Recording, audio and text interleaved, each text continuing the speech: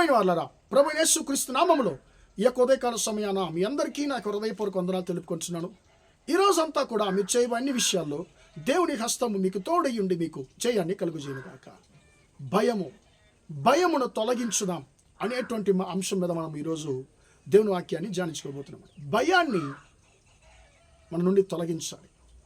ప్రియమైన బిడ్డలారా, యెషయా గ్రంథము 41:10 దేవుడు చెప్తున్నాడు, నేను నీకు తోడై ఉన్నాను, నువ్వు భయపడొద్దు, భయపడకు, నేను నీకు తోడై ఉన్నాను చెప్పి ఆయన మనకు వాగ్దానం చేస్తున్నాడు.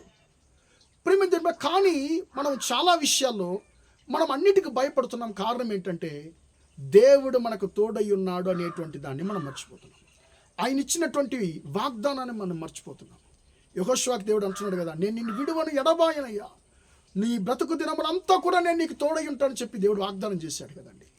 మన జీవితము దేవునికి ముందుగా, మన క్రియలో మన జీవితము పరిశుద్ధంగా యథార్థంగా ఉన్నట్లయితే ఒక్క క్షణము కూడా, ఒక రోజు కూడా దేవుడు నిన్ను నన్ను ఆయన విడవడు, ఆయన మనకు దూరం అవ్వడు. ఎందుకంటే మనం దేవునికి ముందుగా యథార్థంగా ఉన్నాం కాబట్టి.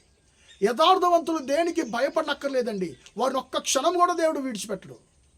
కాబట్టి ప్రియులరా, మనలో ఉండేటువంటి భయాన్ని మనం తొలగించాలి. ఈ భయం ఎప్పుడు వస్తుంది? దేవుడు నాకు తోడై ఉన్నాడు అనేటువంటిది ఎప్పుడు మనం మర్చిపోతున్నామో, దేవుడు మనకి ఇచ్చినటువంటి వాగ్దానాలు, మాటలు ఎప్పుడు మనం మర్చిపోతున్నామో అప్పుడు మనలో భయం వస్తుందండి. భయం మనను ఆకర్షిస్తుంది.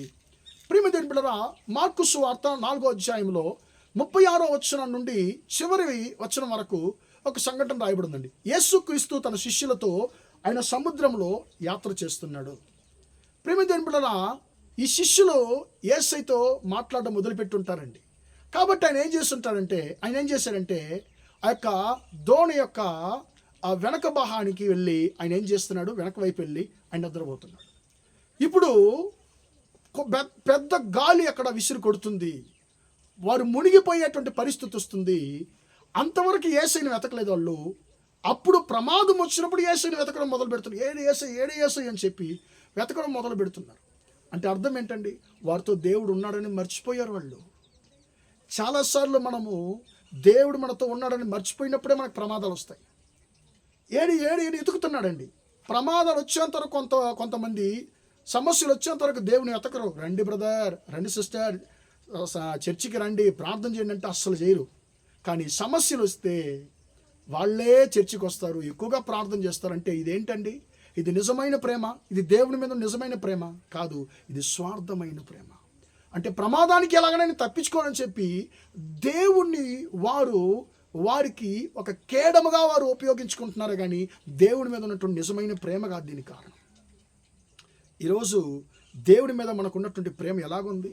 స్వార్థమైనదిగా ఉందా, లేకపోతే నిజమైన ప్రేమగా ఉందా? ఒకసారి ఆలోచిద్దామండి. కానీ ప్రియమైన దేవుని బిడ్డలారా, ఇప్పుడు యేసుని వెతుకుతున్నారు, ఆయన నిద్రపోతున్నాడు. ఆయన లేపి, ప్రభువా మేము నశించిపోతున్నామయ్యా, నీకు బాధ లేదా, చింత లేదా అని చెప్పి అంటున్నారు. ఆయన లేచి సముద్రాన్ని గద్దిస్తున్నాడు, గాలి తుఫాన్ని ఆపుతున్నాడు. ఆయన ఒక మాట అడుగుతాడు, మీరు ఎందుకు భయపడ్డారు? మీకు ఎందుకు విశ్వాసం లేకుండా పోయింది? మీ విశ్వాసం ఎక్కడని చెప్పి వారిని అడుగుతున్నాడండి. ప్రియమైన దేవుడు ఆయన అడిగే ప్రశ్న చూడండి, మీరు ఎందుకు భయపడ్డారు? నేను మీకు తోడై ఉన్నాను కదా, నేను మీతోనే ఉన్నాను కదా, మీరు ఎందుకు భయపడుతున్నారు? కారణం ఏంటి? వారితో దేవుడు ఉన్నాడు అనేటువంటి దాన్ని, ఆయన బలాన్ని, ఆయన ఎలాంటి బలవంతుడైన వారు మర్చిపోయారు. ప్రియమైన దేవుని బిడ్డలారా, ఈ రోజుల్లో మనం ఎందుకు భయపడుతున్నామంటే మనతో దేవుడు ఉన్నాడు అనేటువంటి దాన్ని మనం ఎప్పుడైతే మర్చిపోతున్నామో అప్పుడే మనకు భయము మనల్ని ఆకర్షిస్తుంది. ప్రియమైన దేవుని బిడ్డలారా, ఆ భయం ఒక వ్యక్తిని సగం చంపేస్తుందండి.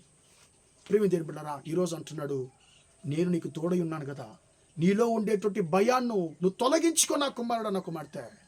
నువ్వు చూసి భయపడేటువంటి సమస్యలు నిన్ను, నీ కుటుంబాన్ని ఏ మాత్రము తాకవు.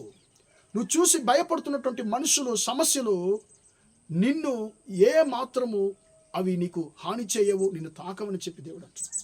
కాబట్టి మనలో ఉండేటువంటి భయాన్ని తొలగిద్దాం. సృష్టికర్త నాతో ఉన్నాడు, సృష్టి నన్ను ఏం చేస్తుంది, ఏం చేయగలదు ఈ సృష్టి అనేటువంటి ధైర్యం గల వారిగా మనం ముందుకు సాగుదాం గాక. ప్రార్థన చేద్దాం. ప్రేమగల మా తండ్రి, దయగల దేవ, ఇంతవరకు ఈ మాటలు విన్న తండ్రి, నీ బిడ్డలు మీరు దీవించండి, ఆశీర్వదించండి అయ్యా. స్తోత్రం. శిష్యులు నువ్వు వారికి తోడై ఉన్నాడు అనేటువంటి దాన్ని మర్చిపోయినప్పుడే వారు భయపడ్డారు, భయం వారిని ఆకర్షించింది. తండ్రి, మా జీవితంలో కూడా మీరు మాకు తోడై ఉన్నారు అనేటువంటి సంగతిని మేము మర్చిపోయినప్పుడే అయ్యా మా జీవితంలో భయానికి గురి అవుతున్నాము, చాలా సమస్యలకు గురి అవుతున్నాము అయ్యా. ఈరోజు మళ్ళీ మాతో మాట్లాడిన నీ మహాకృపను పట్టిస్తూ ఉంటాం తండ్రి. ఏ బిడ్డలో తండ్రి ఈ మాటలు వింటున్నా ఎవరైతే భయంతో ఉన్నారో, భయం మధ్య జీవిస్తున్నారో, వారి భయాన్నంతా తండ్రి ఈ యొక్క ఉదయకాల సమయాన వారి హృదయాన్ని నుండి జీవితాన్ని తొలగించమని ప్రార్థిస్తున్నాను అయ్యా. స్తోత్రం. నీవు వారితో ఉండి వారిని అన్ని భయాన్ని నుండి విడిపించి తండ్రి అన్ని ప్రమాదాన్ని విడిపించమని దీవించమని ప్రార్థిస్తున్నాను. ఈ రోజంతా కూడా మా సహోదర సహోదరి చేసే అన్ని విషయాల్లో మీ హస్తం తోడులో ఆశీర్వదించమని యేసయ్య నామములో ప్రార్థించి అడిగి వేడుకొనిచున్నాను తండ్రి. ఆమేన్, ఆమేన్. ప్రియమైన వాళ్ళారా, దేవుడు మిమ్మల్ని దీవించి ఆశీర్వదించును గాక. Praise the lord, praise the lord.